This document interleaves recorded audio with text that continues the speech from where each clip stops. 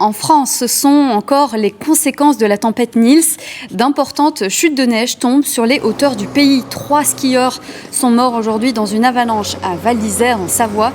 Les conditions restent très dangereuses vu la quantité de neige tombée ces derniers jours.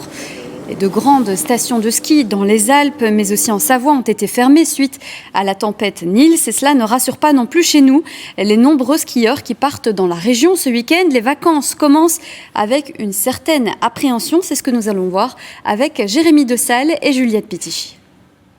Skiera ou ne skiera pas? Ce voyageur entame son trajet vers les montagnes françaises sans certitude.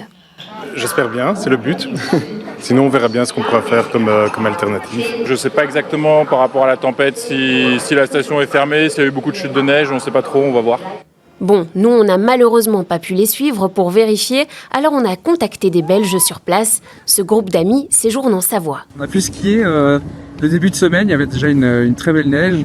Et puis est arrivée cette tempête Nils qui nous a confinés dans la station avec plus d'1,20 m qui est tombé en 48 heures. C'est vrai que la tempête a paralysé plusieurs grandes stations comme La Plagne, Tignes, Val d'Isère ou encore les Arcs. Hier, le risque d'avalanche était maximal. 5 sur 5, c'est le niveau le plus élevé en risque d'avalanche. Ça peut partir de partout, à tout moment et n'importe où. Avec le dérèglement climatique, on aura de plus en plus de précipitations intenses pendant des périodes très courtes. C'est un petit peu ce qui se passe avec les inondations. Vous avez beaucoup de neige, beaucoup de vent à un temps donné et ça peut poser de vrais problèmes de sécurité.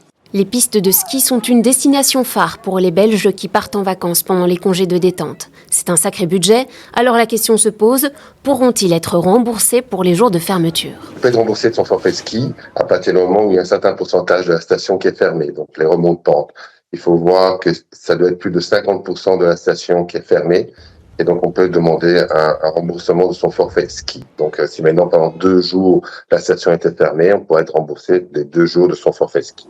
Ce vendredi, quelques pistes ont rouvert, mais la prudence reste de mise. La préfecture de Savoie déconseille fortement les activités hors piste, car le risque d'avalanche n'est toujours pas écarté.